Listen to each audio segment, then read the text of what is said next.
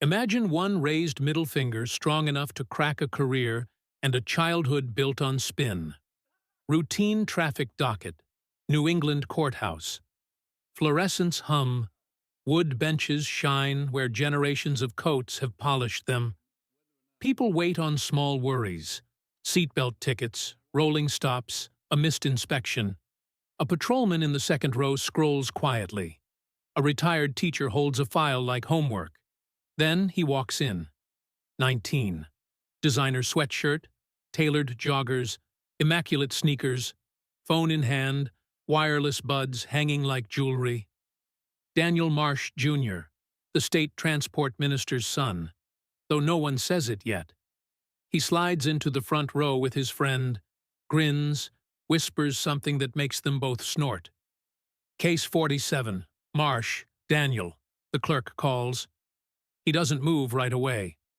Rolls his eyes, finishes his sentence on the screen, then strolls to the lectern. On paper it's nothing. 16 over the limit. Incomplete stop at a sign. No parking by a hydrant. One box checked, elevated demeanor, possible aggression. He leans on the rail like it's beneath him. The officer who wrote the ticket sits straighter. The judge glances at the file. Minor violations, he notes. Let's address them. The kid smirks, turns just enough so only his friend can see, and flashes a fast, dirty middle finger toward the gallery, toward the uniform. It doesn't stay private. A low ooh ripples. The officer's brow climbs.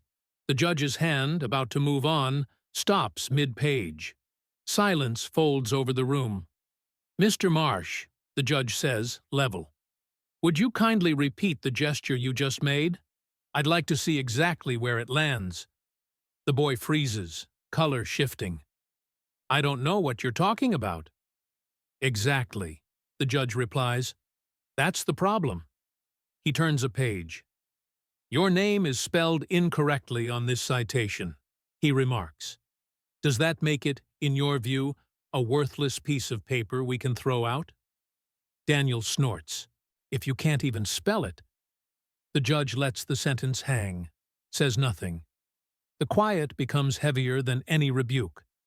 After a moment, Mrs. Marsh, he calls, eyes lifting to the third row. She startles. She'd chosen that seat to stay off camera. Hair-pinned, neutral suit, the minister's wife pretending to be invisible. Join your son, please. As she stands, something in her face slips. Just a second. The mask of the perfect political family fractures, and everyone watching understands. This isn't about a hydrant anymore. She stands beside him at the lectern, hands locked around a slim clutch, like it's the only solid thing left. State your name, the judge says. Ellen Marsh, she answers.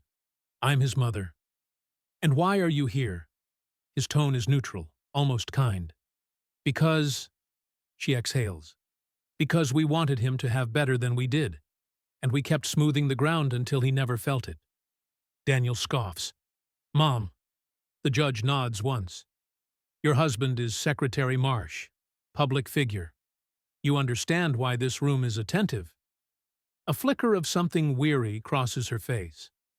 There have always been cameras, she says. Every school event, every holiday, staff making sure nothing looks messy. When Danny messed up, there was always someone to handle it. Handle it how? The judge asks. Phone calls, advisors. We don't need this in the press. Her voice is barely above a whisper. They said it would only hurt his future. Do you recall prior incidents? The judge presses. She hesitates. A party. Loud music. The police brought him home. They said it was boys being boys. A scraped mailbox. A complaint from a store owner about him shoving someone. Each time. She swallows. I let them say it was exaggerated. Daniel snaps, louder now. Do you people know who I am? I shouldn't be wasting time with parking nonsense. The judge's gaze doesn't flinch. That is exactly what I'm trying to determine, Mr. Marsh. Who you are when no one clears your path. He signals to the clerk. Another sheet appears on the screen. A citation from 3 weeks earlier.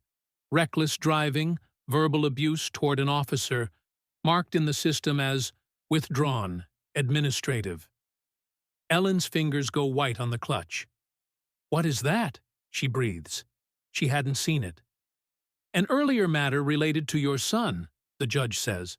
Closed after review. No explanation attached. Her composure cracks. We've been told, it's handled, Mrs. Marsh. Don't worry. We wanted to believe he was just misunderstood. But the truth is, we stopped asking what actually happened. Daniel shifts, thrown. The lecture he expected isn't arriving. Something heavier is. Ellen's next words come out rough. We lost hold of him, she says. Not because he's a monster. Because he grew up where nobody says no. Where truth is adjusted before it reaches us. The room is very still. Let us know where you're watching from, and we hope you enjoy the story. The judge folds his hands. That's the environment, he says quietly. It's not an alibi. He glances from mother to son. We'll move past optics now. Mr. Marsh, you and I are going to talk about what really happened that night, and what that gesture of yours was aimed at. Walk me through that night, the judge says. No scolding, just a scalpel. Daniel shifts his weight. I was coming from a friend's place. Which side of town? Harbor Point, he mutters. That's 20 minutes past your exit, the judge notes. Who was with you? A couple guys, Daniel says. Nothing illegal. The judge flips a page. Officer's narrative mentions odor of alcohol. No test recorded. Why? Daniel's jaw tightens. Then he almost smiles. He said he didn't want problems with my dad. The reaction is instant. A low rustle. A sucked-in breath. The judge lifts a hand. The sound cuts off. Officer Pike, the judge says. Step forward. The patrolman from the second row stands, uniform pressed, eyes tired but clear. Did you say that? The judge asks. I received a call from a supervisor while on scene, Pike answers. Was told Marsh Jr. was sensitive and to keep it simple. I still documented what I saw. I did threaten to call for a breath test. Dispatch stepped it down. Why? The judge asks. Because he was weaving before the stop. Because he told me, and I quote, do you want the secretary on your neck? Daniel flushes. You're twisting it, he snaps. The judge nods toward the clerk. Play the dash cam. Screen up. Headlights. The cruiser door opens. Pike approaches. The teen steps out, arms loose. There's the exchange, the shrug, the words they've just heard echoed. Then, Daniel turns, looks directly at the patrol car, lifts his hand, and drives that middle finger like a flag right at the lens. The image freezes on that frame. No one laughs this time. The judge studies it for a beat, closes the file halfway. He doesn't raise his voice. He doesn't label it. He lets the picture hang there. Daniel now can't meet his own expression on the monitor. His foot taps once, twice, too fast. The swagger doesn't fit anymore. Ellen watches her son, horror dawning that this isn't rumor or spin, it's him. When the judge finally speaks, it's almost gentle. So the gesture wasn't to impress a friend, he says. It was to belittle the man trying to keep a drunk car from meeting someone else's headlights. Daniel opens his mouth, finds nothing. We're finished pretending this is a clerical error, the judge says. From here on, every answer counts. The judge calls a recess, but he doesn't leave. Clerk, he says, pull the withdrawn incident file tied to Officer Pike's report, the one that vanished. The request lands like a dropped wrench. People know what it means when things vanish. A few keystrokes, A printer's grind. The clerk brings a thin stack forward. The judge reads in silence, lips pressed.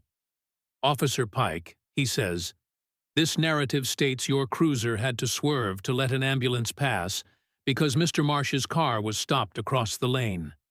Accurate? Yes, Your Honor, Pike replies.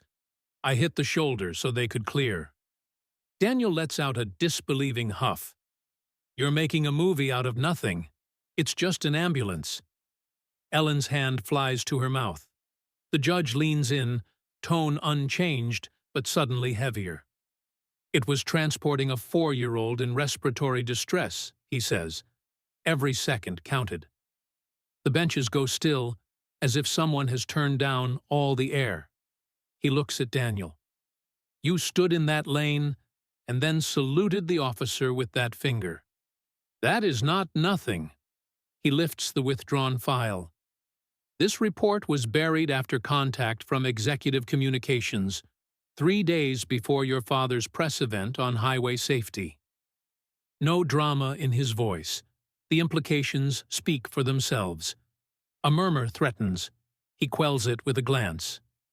Mr. Marsh, the judge asks quietly, does your father know that his son was not only stopped, but invoked his office to chill enforcement? Daniel's jaw works. He told me, the boy blurts, not to let people walk over our name, to stand my ground if some cop tried to humiliate me. The room reacts, then clamps itself down. Ellen sinks into the nearest chair, as if someone cut a wire. That is not what he said, she whispers, more to herself than anyone. The judge doesn't seize the headline. He fixes on Daniel.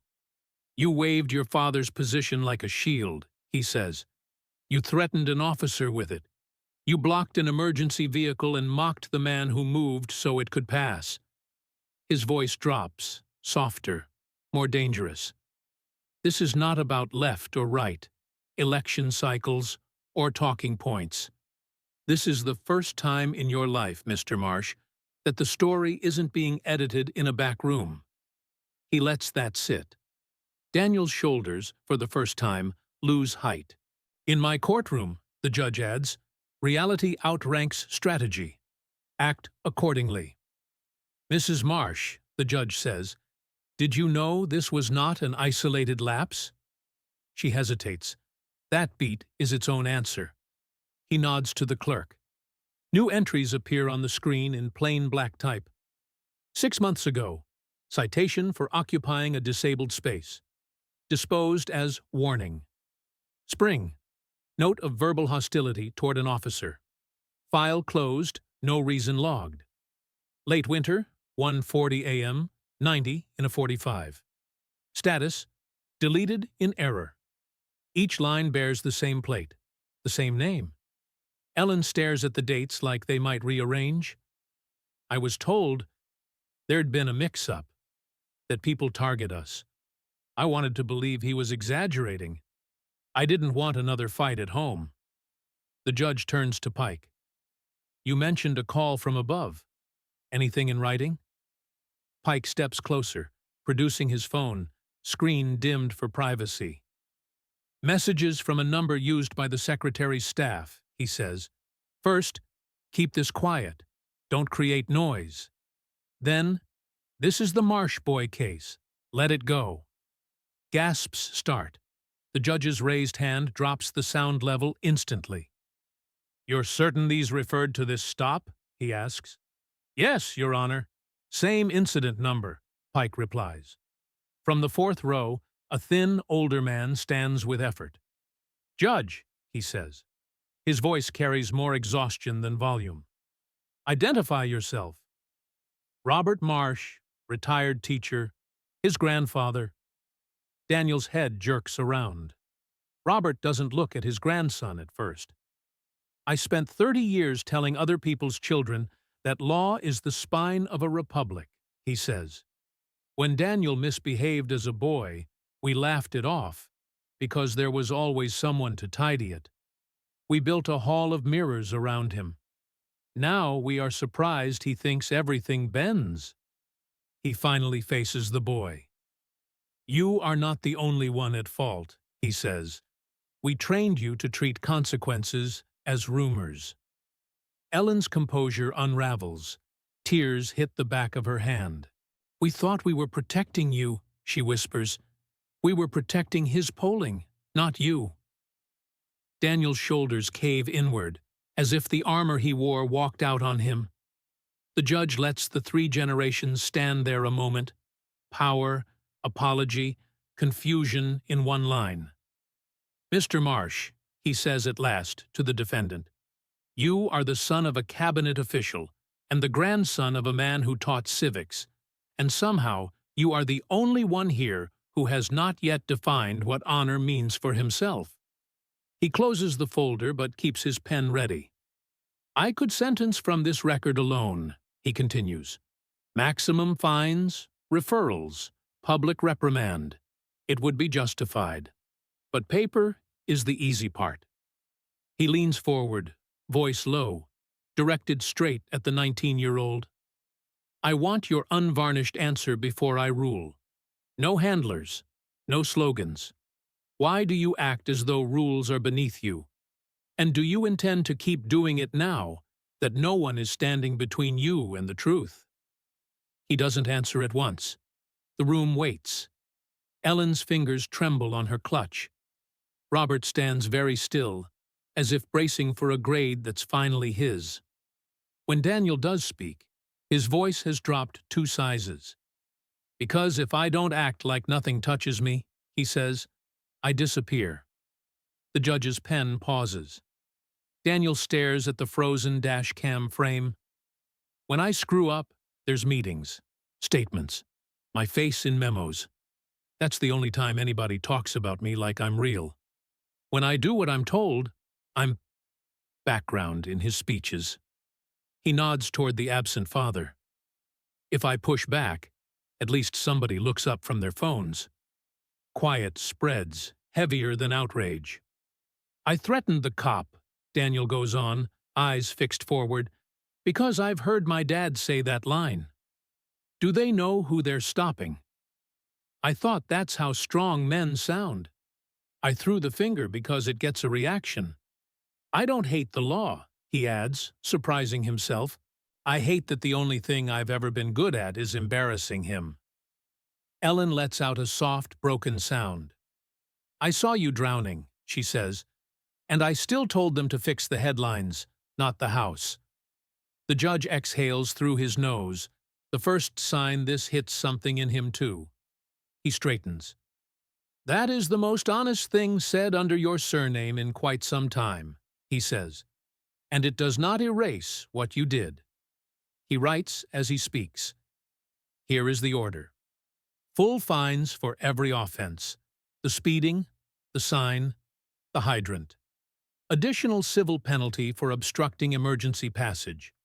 Mandatory suspension of your license for a term set by statute.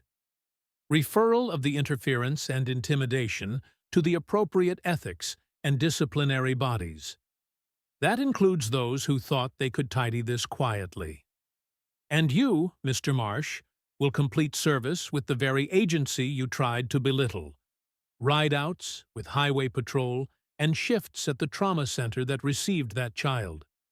You will stand where sirens end, not as a tourist, but as a pair of hands. No cameras, no campaign material. If I see a single frame of this spun for image, every ounce of discretion vanishes. He caps the pen. I can't make your father see you, he says more softly. I can't repair every lie grown-ups told on your behalf. But I can give you one clean line. From this day forward, you are accountable for your own name. Daniel swallows. For once there is no smirk, no performance, just a short, deliberate nod. Good, the judge says. Start there. He wraps the file shut. Next case. On the way out, Daniel passes Pike. The kid stops, forces himself to meet the officer's eye. I was wrong, he says. You were doing your job. It's awkward, unpolished, and real. Pike inclines his head. Drive safe, he answers. When you can again. Ellen and Robert follow, not leading him, not covering him, just walking behind, letting him carry his own shadow. For the people in that room, the story doesn't end as gossip about a minister's son. It settles in deeper, a reminder that the most dangerous lie is not that power can bend the rules, but that a child has to become cruel to be seen.